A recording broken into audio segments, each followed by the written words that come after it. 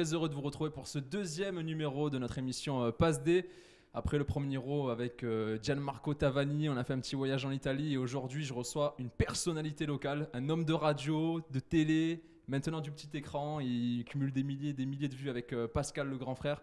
Comment ça va JM? Salut Samuel, ça va très bien et toi? Ça va au top de la forme. Merci beaucoup pour l'invitation, je suis trop content. Franchement moi aussi, on est là entre Marseillais, on est bien, on est tranquille, on les experts foot. en plus. Avec les réseaux sociaux, ouais. Exactement, c'est ça. Et ça fait plaisir de te voir enfin, en vrai tu existes. Exactement, mais moi aussi, exactement. Bon, on a les 2 étoiles tous les deux. Là, ouais. Le coq tricolore forcément. Bon, le mien c'est pas un vrai, je le dis, ils viennent de, ils viennent de Marrakech.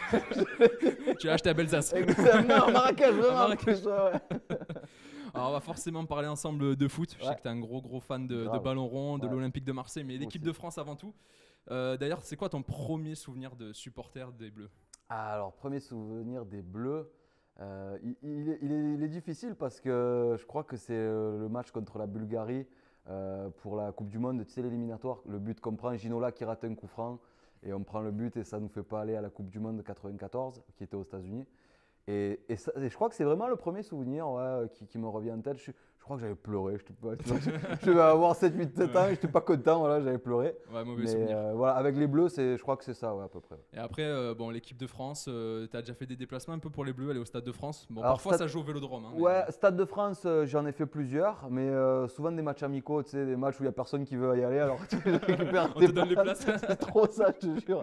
Du coup, tu y vas, voilà, tu mets le maillot des Bleus et c'est cool. C'est pas souvent du grand spectacle, il n'y a pas beaucoup d'ambiance non plus, mais ça fait la blague, ça fait une sortie tranquille. Bon, on a eu le France-Allemagne en 2016 au Vélodrome, c'était le feu. Hein. Ouais. Moi j'étais pas au stade, mais toi, non, j'y étais pas non plus. Non, j'étais déjà sur Paris à l'époque, mais c'est vrai que je pense qu'un bon match de l'équipe de France au Vélodrome, comme celui-là, ça devait être fou. Ça devait être la folie. D'ailleurs, là, on est en plein Euro depuis le 11 juin, 51 matchs à voir. Toi, tu fais quoi? Match par match ou juste l'équipe de France? Je regarde tout. D'ailleurs, l'Autriche, la Macédoine du Nord. La Macédoine du Nord. D'ailleurs, là, on rate le Autriche. Non, c'est quoi? C'est Autriche-Macédoine, je crois, un truc comme ça. Il me semble. Ouais, du coup, je suis un peu dégoûté, mais c'est pas grave. Non, je regarde beaucoup les matchs. 15h, 18h, 21h. Je fais des montages donc à côté, tu vois, donc ça va. Je mets le casque, au pire, je lève le son et c'est cool, franchement. Et ça va, depuis ce début de l'Euro, il y a pas mal d'équipes qui sortent du lot, des joueurs. On a vu au Pays de Galles, il y a des très bons. Ouais. Les Anglais, les Italiens. Franchement, l'équipe de France est ultra favori, mais il y a de la concurrence derrière. Hein. C'est ça qui est agréable, c'est qu'il y a l'air d'avoir ils sont pas venus pour faire figuration, les types, tu vois. En plus, l'année, elle est un peu compliquée qu'on a vécue. Là, il y a du public dans les stades et tout. Là, je crois que c'était en Hongrie, il y avait 60 000 personnes. Ça fait du bien, tu vois. Donc, c'est cool. Ça donne envie aussi aux joueurs, je pense, de se dépasser un peu. Et je suis, on va dire, tout le foot européen quand même, tu vois. Donc, je regarde un peu les joueurs anglais, italiens qui jouent dans leur championnat. Et ça va le faire. Franchement, il y a du beau jeu. L'Italie, là, ils ont gagné leurs 2 matchs 3-0 quand même. Ils sont qualifiés pour le prochain tour. Déjà, tu vois. Donc, en plus, avec la manière, 2 fois 3-0, merci, au revoir, ils imposent. Donc, non, c'est cool. Franchement, je pense que ça va être encore plus du beau spectacle à partir des phases à élimination directe, quoi. Ouais, carrément. Bon, en attendant, tu vis les matchs où? À la maison, entre potes? Tu sais que tu es le bienvenu au Gold Eagles, hein? Écoute, pourquoi pas, mais je suis un peu un sauvage. J'aime bien regarder le match chez moi, tranquille. En plus, mon père, il a sorti la télé sur la terrasse. Je te promets, c'est la meilleure idée qu'il ait eue. Donc, on se cale tranquille. Et parce qu'en vrai, devant quasiment tous les matchs, je fais du montage. Mais quand c'est la France, c'est bon, tu vois, je fais une pause. Mais c'est à la maison, pépère. Je te dis, même hier, il y a 2 jours, on m'a proposé le match de la France dans un bar sur le Vieux-Port. Je fais franchement, ça va être le bordel, il va y avoir du monde partout. Pour le moment, je suis à la maison. Après, peut-être que s'il y a un peu plus de matchs en jeu, je bougerai. Mais pour le moment, je suis tranquille à la maison, je suis bien chez moi. Ouais, surtout que des matchs en jeu, il va y en avoir. Je pense que l'équipe de France va aller jusqu'en finale. À ton avis, on est champion d'Europe ou on s'avance un peu trop? Alors, on est un peu confiant. Mais en vrai, quand tu vois même le match contre l'Allemagne, on est costaud. Le milieu, c'est monstrueux. L'attaque, c'est monstrueux. Derrière, c'est monstrueux. Il y a de grandes chances qu'on le soit. Mais attention avec cette confiance, tu vois, parce qu'il y a peut-être des équipes comme l'Italie qui ne parlent pas trop, justement, tu vois, et qui font. Donc, il faut y aller, il faut y croire, mais sans en faire trop, tu vois. Ouais, exactement. On a ce statut de champion du monde. On a battu l'Allemagne. Le retour de Karim Benzema, un petit mot dessus. Ça, c'est une force en plus. Franchement, à la base, je m'en foutais un peu de Karim Benzema. Je suis en équipe de France. Le seul en France. Mais je te jure, et depuis qu'il y est, je suis trop content en vrai. C'est trop bizarre. J'étais là, Karim, il est pas là, c'est pas grave, tu vois. Et depuis qu'il y est, je sais pas, je crois en lui. J'ai même misé premier buteur j'ai mis buteur à tous les matchs. Et pour le moment, j'ai pas gagné d'oseille.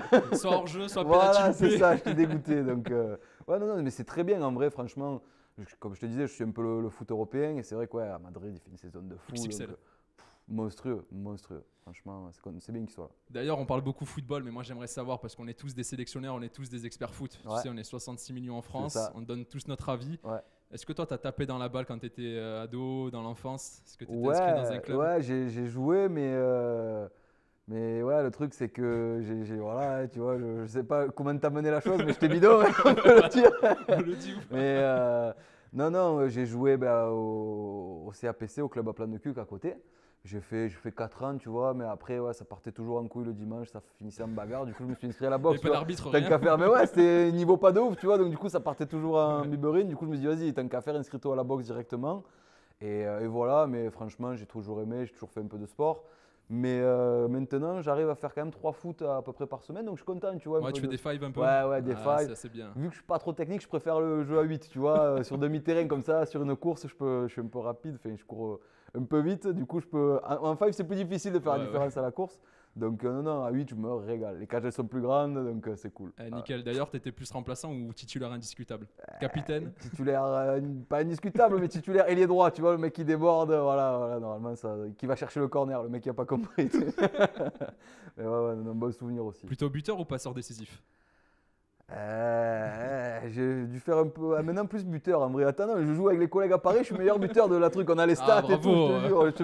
Je te mettrai un screenshot en plus. Non, buteur, on va dire. Ouais, c'est plaisant en tout cas de jouer entre potes et tout, c'est cool. Ouais, ça fait du bien en plus, encore une fois, tu vois, avec tous les moments qu'on a vécu là, ça fait du bien de retrouver les copains. Après, des fois, je joue avec des mecs que je connais pas. Moi, tu sais, je suis un mec un peu. Je suis tranquille. Du coup, je préfère faire les choses tout seul que de ne pas les faire. Je m'inscris sur les applications, tu sais, genre Crank. Et quand tu cherches un joueur, à tout moment, tu peux me voir débarquer, tu vois. Donc, non, c'est le top. Franchement, ça fait du bien de jouer, de s'amuser un peu. Et en plus, voilà, quand tu joues comme ça, c'est toujours bon esprit.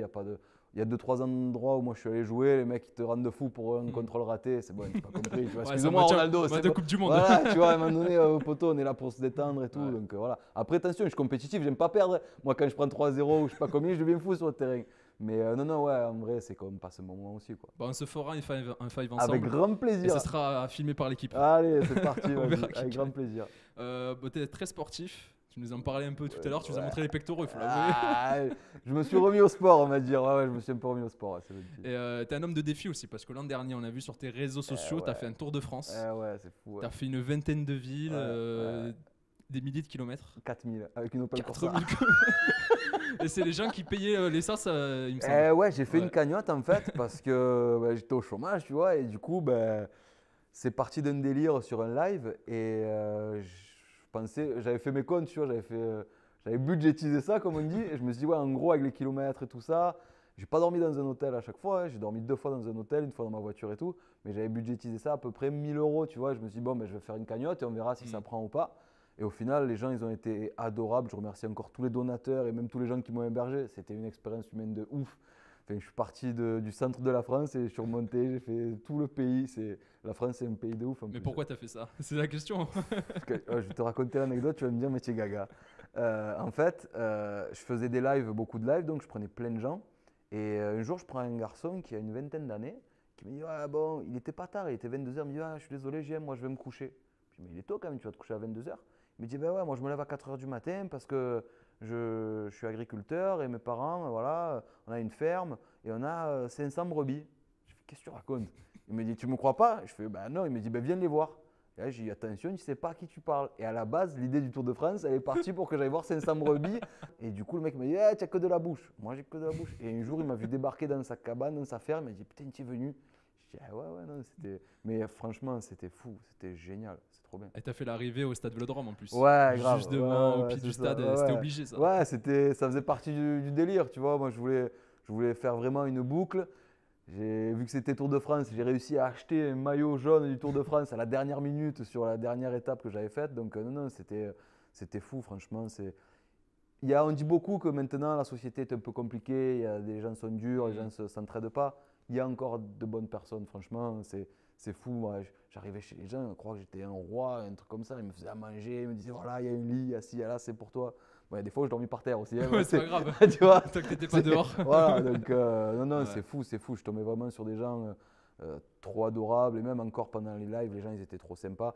Et du coup, je fais plus de live maintenant et ils m'en veulent un peu. Je me dis, ouais, tu nous abandonnes et tout. Je dis, non, c'est juste que j'ai changé de format pour le moment. Donc, voilà. Ce serait quoi ton prochain défi le plus fou? Prochain défi le plus fou? Je n'étais pas préparé à la question, mais on va dire, ouais, déjà avoir ma propre chaîne YouTube qui cartonne, on va dire, tu vois, et qui marche bien. Et ouais, avoir, on va dire, une chaîne YouTube solide, on va dire, tu vois. On va en parler d'ailleurs de cette chaîne YouTube, Pascal et JM. Exact, ouais. Mais pour rester dans le football, on parlait du Stade Vélodrome, gros supporter de l'OM. T'étais quoi, tribune Gagne Jambon ou virage sud ou nord, toi? Attends, il est là ou pas? Voilà, vous avez dû le voir depuis tout à l'heure, mais ouais. Voilà. Depuis tout à l'heure, j'ai chaud pour ce moment de la vidéo, ouais, donc voilà. L'OM, virage nord. Et maintenant, depuis peu, j'ai la chance de pouvoir aller en loge. Ah, et ça mange des petits fours et tout. Je te jure, Champagne. Ça prend même l'apéro. Putain, on m'a dit, tiens, tu peux sortir avec le verre sur la terrasse. Donc voilà, c'est cool. Mais ouais, sinon, virage nord, fanatique avec les potos, ça chante, ça fait les cons, ça s'amuse. On rigole, on passe un bon moment.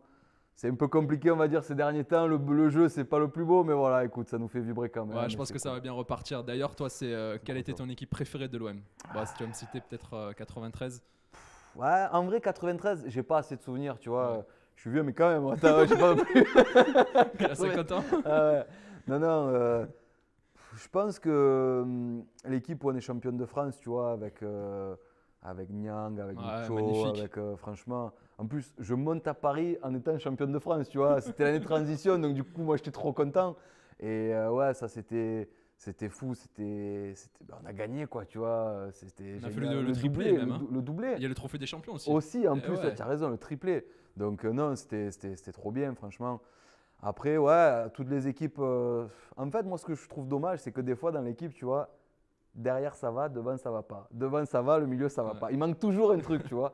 Et après, comme il dit Jules dans sa dernière musique, comme un supporter, je lâche pas l'OM, tu vois. Moi, exactement, jamais. J'habite à 1 km du Parc des Princes, dis-toi. Oh, mais c'est l'enfer, je te jure. Le soir, quand je rentre du boulot, que je les vois tous avec leur maillot, bah, je vous embrasse quand même. Hein, ça va, t'es pas gêné par le bruit, quoi. Non, voilà, il n'y a pas d'ambiance, donc ça va, tu vois. Et du coup, ouais, non, quand je les vois, les types avec les maillots, je baisse la tête. Je dis, allez, du coup, PSG OM au Parc des Princes, tu vas au stade?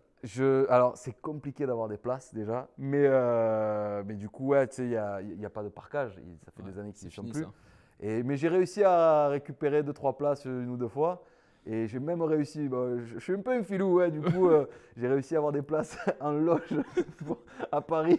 Parce qu'en fait, le collègue qui avait des places en loge, il venait de se faire éliminer par Manchester. Du coup, il les avait à l'envers, il m'a dit, c'est bon, tiens, je te les donne. Et je suis allé à l'époque, il y a deux ans. Et bon, on a quand même mangé 3-0. Donc je suis dégoûté, tu vois, mais j'ai pas connu une victoire J'étais pas la dernière là qu'ils ont gagné 1-0, j'y étais pas. Mais du coup, non, j'ai pas goûté une victoire au parc, ça m'embête un peu. Mais bon. Le meilleur reste à venir. De toute façon, on reste fidèle au stade. On continuera toujours à y retourner. J'aimerais tellement être présent pour le jour où les supporters pourront y retourner. Ça va être la folie. Il va y avoir des gens sur le toit, ça va être dingue. Ça va être une atmosphère. En fait, voilà, de fou. Je me dis, ça serait fou que je puisse réussir à y aller, on va voir. Donc si tu connais quelqu'un, voilà. Bah écoute, moi j'y retourne sur les 60 000, s'il n'y en a que 2000. C'est ça. D'ailleurs, au stade, quel comportement? Le mec qui crie pendant 90 minutes, qui chante, ou mec serein, tranquille? Je me suis un peu calmé en fait. Loge, du coup. Non, mais même dans les virages, en fait, maintenant je vais un peu sur le quart de virage, tu vois. Ouais. C'est vrai que déjà, ça dépend de l'apéro, tu vois. ça jauge. Ça, voilà, tu vois, si on se prend plusieurs plateaux ou pas, bref, mais l'abus d'alcool est à consommer avec modération. Exactement, c'est dangereux pour la santé. Mais du coup, non, en vrai, je me suis calmé. Ouais, c'est sûr que quand j'avais 20 piges, c'était tout le temps à gueuler. Même des fois, tu sais, tu sors du stade le lendemain, tu rentres chez toi, ton père, il fait alors, il y a eu combien? Je sais plus. J'ai pas vu le match. Ouais, c'est ça. Donc non, maintenant c'est un peu plus calme quand même, tu vois. Bah, normal. Mais ouais, c'est toujours quand même à fond à crier. Je crie. Tu faisais pas mal de déplacements, toi non. En France. Et en fait, avant de prendre la décision de partir donc sur Paris pour tenter l'aventure dans les médias, je me dis il faut que j'en fasse un. Et j'ai fait celui à Nice. Il y a peut-être le stade de Durail à l'époque. Ouais, exactement. C'était avant qu'il change, tout à fait. Et c'était la folie. Ah ouais, rien que après ces 2 heures de bus, mais rien que les 2 heures de bus, c'est comme quand tu pars en colo avec tes collègues, quoi, tu vois, c'est le bordel. Et c'était fantastique. Mais ouais, j'en ai fait un. Après, putain, non, j'ai fait après finale au Stade de France, pas un déplacement, mais voilà, c'était quand même ambiance. Mais voilà, après. J'ai fait aussi, il y a 2 ans, le Rennes-Marseille, qu'on gagne 2-1, je crois, le but de Strootman qui marque. Ah ouais, je l'ai fait. Ah oui, en fin de match. Et en plus, j'ai une vidéo avec un collègue. En plus, on est du côté rennais. Parce que c'est un joueur de Rennes, un pote à moi qui me file des places. Après, il y avait de l'ambiance quand même marseillaise dans tout le stade, tu vois. Mais vraiment, côté rennais pur, du coup, tu vois deux fadas gueuler et tout. C'est un peu l'endroit où il y a les familles en plus, tu vois. Donc c'était marrant, mais ouais, c'était super bon souvenir. Ouais. Non, mais on a franchement d'aller au stade et on ira voir un match ensemble avec grand plaisir. Ouais, d'ailleurs, on va revenir un peu sur l'actu en ce moment. Il y a la chaîne YouTube Pascal EGM qui cartonne. Ça a été créé, je crois, un peu en fin d'année dernière. Exactement, novembre. C'est super plaisant, ça fait du bien. On en a bien besoin beaucoup, en ce moment, surtout d'avoir du contenu rafraîchissant. On rigole. Il y a des bonnes anecdotes. Dis-moi un peu déjà d'où vient cette relation que tu as avec Pascal. Alors, Pascal, moi, je le connais depuis NRJ. On avait fait une caméra cachée, ouais, c'est ça. À l'époque, qui avait cartonné sur Internet, on avait fait plus de 15 millions de vues. Et on s'est toujours gardé un peu en contact, tu vois. Je l'ai recroisé sur C8 à l'époque. Et l'année dernière, je faisais un live de 24 heures. C'est vrai, les lives de 24 heures. Et du coup, je me suis dit, bon, je vais demander à Pascal, qui est prof de sport aussi, de me faire un cours de sport vers 10 h du matin. J'avais commencé le live à 20 h, tu vois. Donc ça faisait quand même déjà quelques temps que j'étais un peu fatigué. Je me suis dit, pour me remettre en forme, je vais lui demander. Il m'en a fait un. Et ça a bien matché, quoi, tu vois. Même avec les années, ça n'avait pas bougé.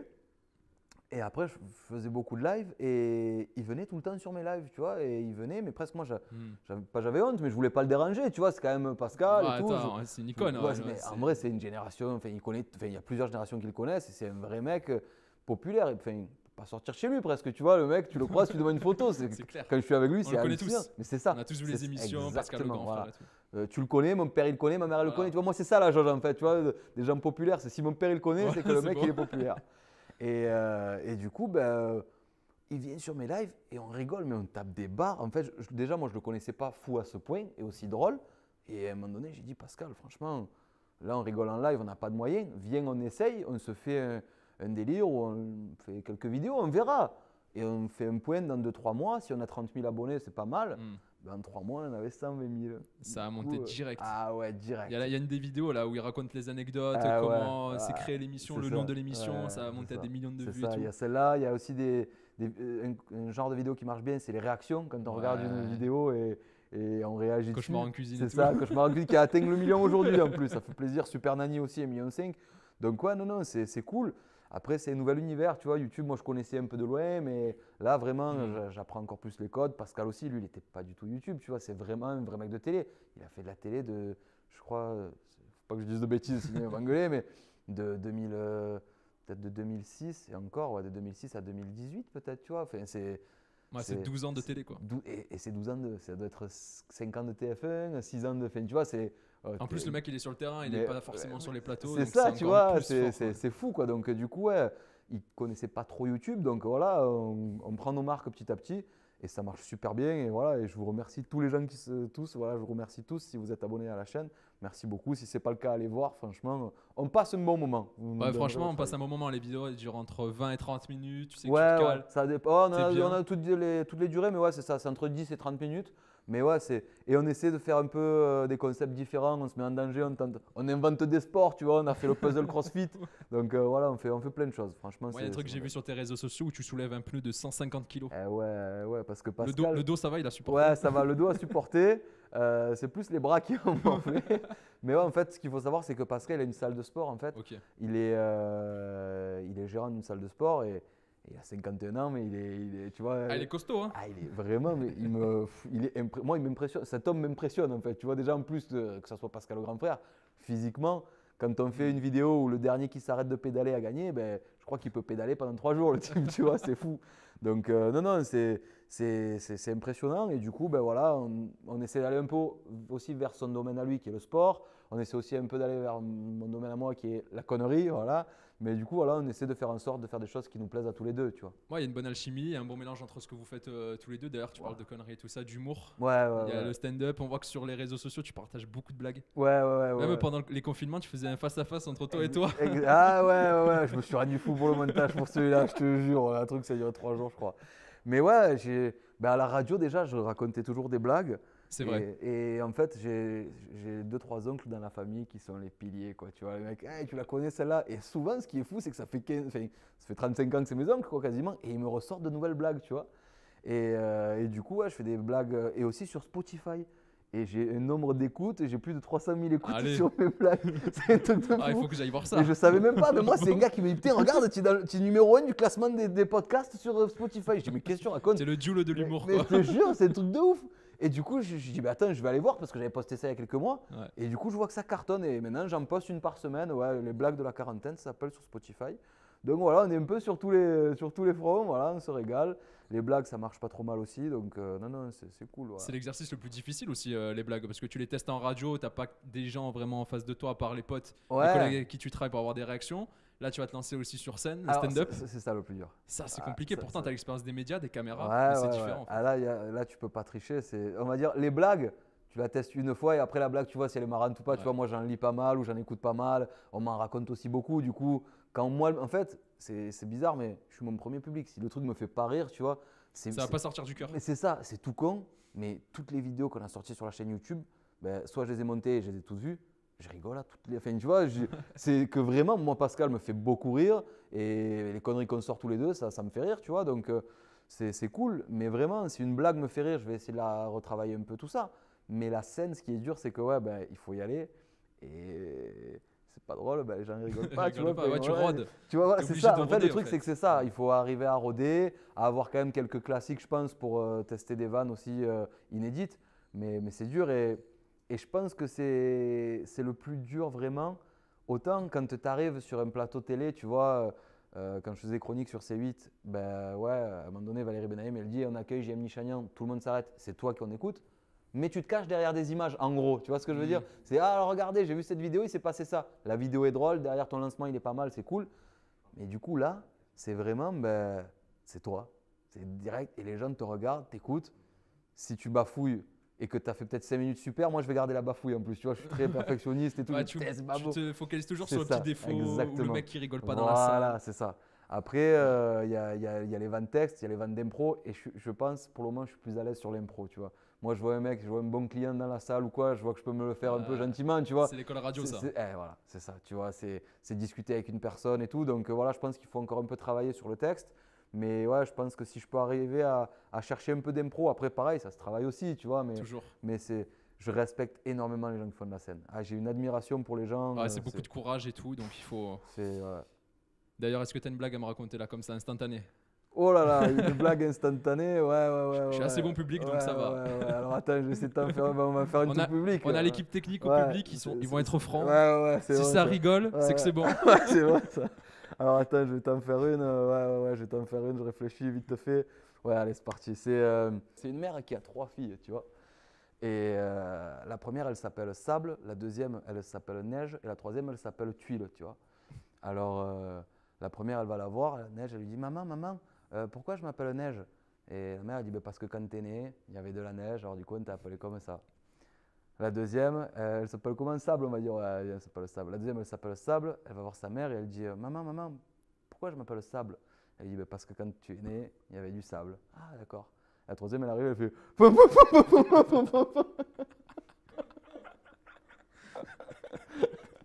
Voilà, elle est validée. C'est bon. J'ai entendu des rires, c'est bon. Il n'y en a pas eu beaucoup, ils sont timides. Mais ça va, non. Pas mal du tout. Bah écoute, on sera les premiers à venir te voir sur scène à Marseille ou à Paris. Écoute, on verra. On sait jamais, hein, tant tu nous fais l'Olympia un jour. Écoute, que Dieu t'entende. Écoute, franchement, que ça se fasse. Après, c'est vraiment quelque chose qui me tient à cœur. Et à la base, c'était un peu ça que je voulais faire. Tu vois, moi, je me suis lancé un peu dans cette aventure, la radio, la télé, tout ça, parce que j'aime bien faire rire les gens, j'aime me faire un peu le couillon. Mais le premier truc, c'est la scène. Et pourtant, ça fait 10 ans que je veux, tu vois. Mais je sais pas, peut-être je me mets un peu trop de pression. Mais là, tu te sens prêt, là.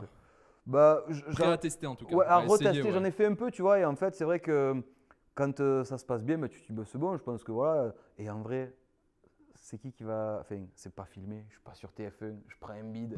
Alors, il y a quoi? Il y a 30 personnes qui vont dire « Ah, il est pas drôle !» Peut-être que dans 2 mois, tu reviendras et je te ferai mourir de rire, tu vois. En vrai, c'est ça. Et il faut que j'ai un peu plus ce sentiment, je pense, de bah vas-y, on y va, on s'en balèque en fait, tu vois. Tu tentes? Ouais, voilà, c'est ça. Et être à l'aise et s'amuser en fait, c'est surtout ça le truc. C'est horrible à dire, en plus ça fait vraiment une phrase de footballeur, mais le principal c'est de prendre du plaisir, tu vois. Exactement, et C'est de prendre les 3 points. Ouais.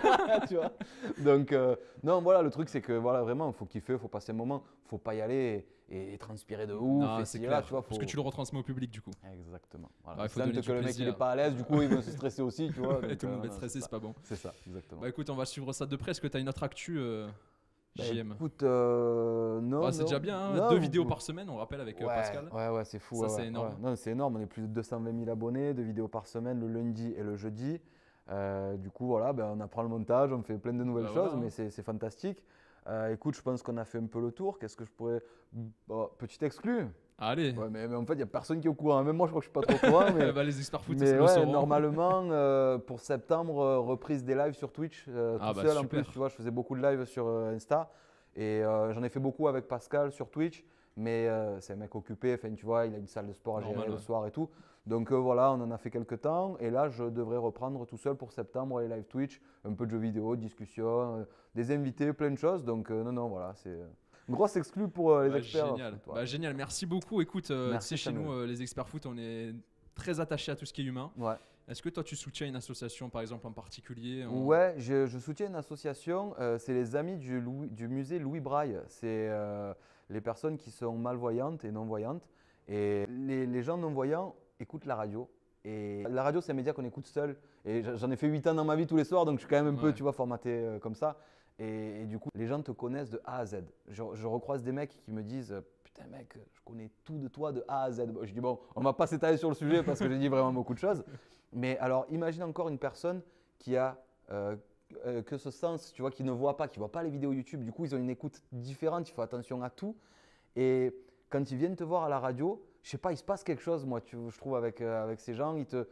Je sais pas, je sais pas si j'ai encore plus de sympathie pour eux ou autre, mais je sais pas, il y a quelque chose. Et du coup, j'ai toujours dit que si je pouvais aider une association ou autre, c'était des gens qui n'avaient pas la vue et qui avaient ou des difficultés parce qu'il y a aussi des non-voyants, enfin des malvoyants, Ouais. pardon. Et du coup, ouais, je soutiens cette association et voilà, je leur fais un big up d'ailleurs. Bah, on les embrasse très fort et puis Ouais. en tout cas c'est super cool. Merci à toi. C'était vraiment un super moment. Moi qui, quand j'avais 15 ans, je t'écoutais le soir dans mon lit Ouais, là, ouais, avant c'est d'aller à dingue. l'école. C'est dingue. Ouais, c'est fou. Donc ouais. c'était Non, vraiment non, un super moment. On a parlé Merci. football, ballon Ouais. rond et c'était un super moment. Merci beaucoup pour l'invite, merci les experts. Bah, foot. merci à Franchement, toi, c'était Pascal trop et bien. JM et Twitch. Ouais, Twitch, c'est Twitch. ça. Et plein Ça, de on va bonheur suivre. pour vous aussi. Franchement, merci Bah, beaucoup. merci à toi. Écoutez, on se retrouve très vite pour un 3e numéro de notre émission Passe D. On va voir qui on va recevoir dans le Gold Eagles. C'est surtout, soyez présents samedi, très important à 15h. Deuxième match de l'équipe de France, France-Hongrie, à la Puskás Arena. Ouais. 64 000 personnes. On y va? Allez, c'est parti. On y va, on parle. Allez, je serai avec René Malville et Sébastien Damiani. On sera en direct du Gold Eagles. N'hésitez pas à venir si vous êtes à Marseille. Comme ça, on se fait des petites interviews à chaud avant, après le match, à la mi-temps. Donc, sur ce, abonnez-vous à la clochette ou la cloche. La cloche. La cloche. Ouais, la Moi, clochette, je suis- c'est trop petit. La cloche. Ah ouais, la cloche. Les choses en grand chez nous, attends. Allez, merci JM et à très vite.